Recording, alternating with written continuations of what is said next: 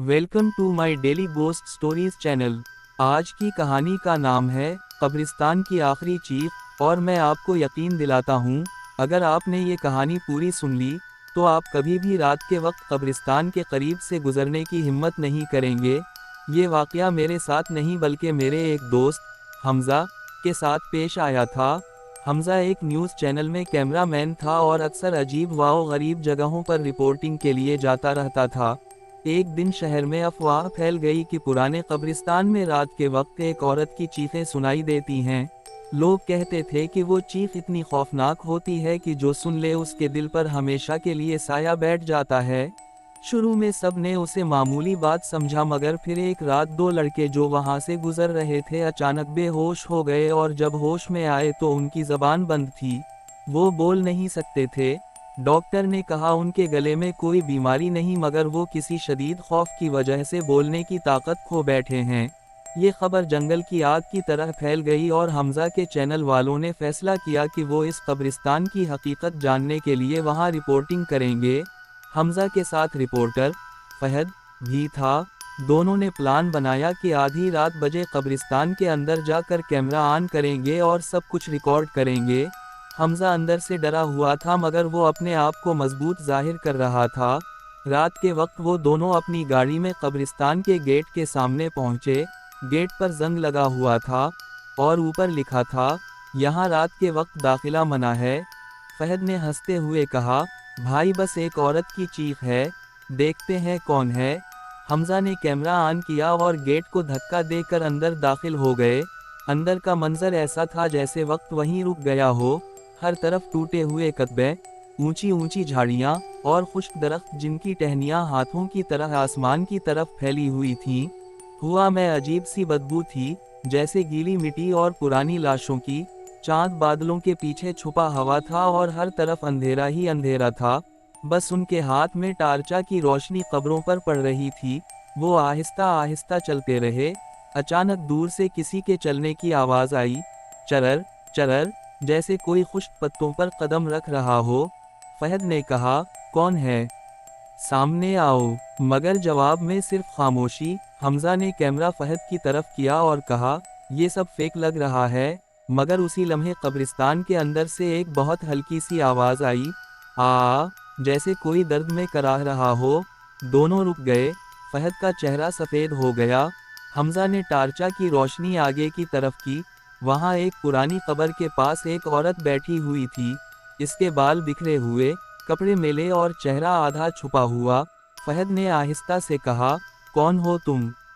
औरत ने सर उठाया और हमज़ा के हाथ से कैमरा लरज़ने लगा, क्योंकि औरत की आंखें बिल्कुल खाली थीं, जैसे अंदर कुछ था ही नहीं, बस सियाह गड्ढे। औरत ने बहुत धीमी आवाज़ में कहा, तुम यहाँ क्यों आए हो? फहद ने खुद को मजबूत जाहिर करते हुए कहा, हम रिपोर्टिंग करने आए हैं। तुम कौन हो? औरत ने हंसने की कोशिश की, मगर इसकी हंसी चीख में बदल गई, हा हा हा हा। और अचानक हुआ तेज हो गई। दरख्तों की टहनियां हिलने लगे और कब्रिस्तान की मिट्टी से जैसे सांस निकलने लगी। हमज़ा ने कैमरा ऑन रखा और पीछे हटते हुए कहा, ये कोई पागल औरत है, चलो वापस चलते हैं। मगर जैसे ही वो पलटे, गेट गायब था। वहाँ जहाँ गेट होना चाहिए था, सिर्फ ऊंची दीवार थी। फहद ने घबरा कर कहा, ये कैसे हो सकता है? हम तो उसी रास्ते से आए थे। हमज़ा का दिल जोर जोर से धड़कने लगा। औरत अब भी कब्र के पास बैठी थी, मगर इसके बाल हवा में उड़ रहे थे और इसकी गर्दन आहिस्ता आहिस्ता मुड़ रही थी, जैसे वो अपनी गर्दन को तोड़कर सीधा देख रही हो। उसने कहा, ये कब्रिस्तान तुम्हें छोड़ेगा नहीं। और फिर इसने उंगली से एक कब्र की तरफ इशारा किया। हमज़ा ने टार्चा इस कब्र पर डाली तो वहाँ नाम लिखा था, हमज़ा अली। हमज़ा के जिस्म से जान निकल गई। उसने कहा, ये मेरा नाम है, ये कैसे?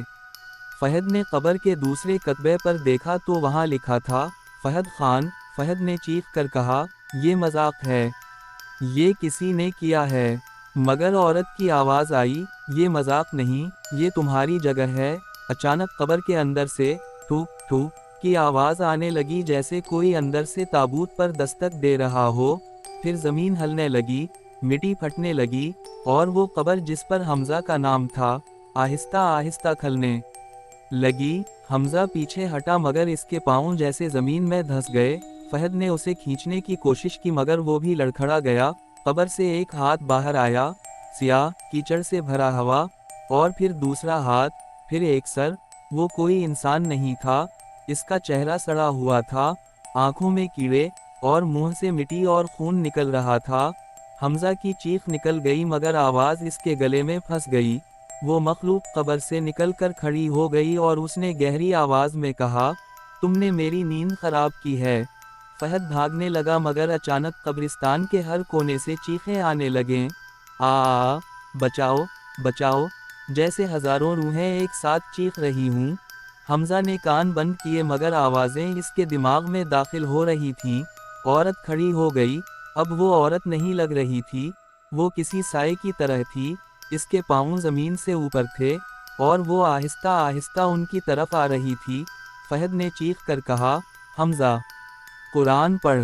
हमजा ने कांपते हुए आयत अलकरसी पढ़नी शुरू की। जैसे ही वो पढ़ रहा था, औरत की चीख तेज हो गई और कब्रिस्तान की मिट्टी से खून निकलने लगा। अचानक हमजा के पीछे किसी ने जोर से सरगोशी की, हमें भी आज़ाद करो। हमजा ने पलटकर देखा तो वहाँ एक बच्चा खड़ा था, सफ़ेद कफन में लिपटा हुआ। इसकी गर्दन कटी हुई थी और वो अपना सर हाथ में पकड़े खड़ा था। बच्चा बोला, मुझे मेरी माँ के पास ले चलो। हमजा पीछे हटा और टार्चा गिर गई। अब हर तरफ अंधेरा, बस कब्रिस्तान के अंदर से आंखों की रोशनी नजर आ रही थी, जैसे सैकड़ों आंखें इन्हें घूर रही हूँ।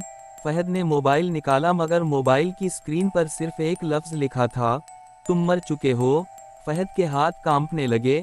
अचानक कब्रिस्तान के अंदर से एक जोरदार चीख आई, आ। ये चीख इतनी तेज थी कि दोनों के कानों से खून निकल आया।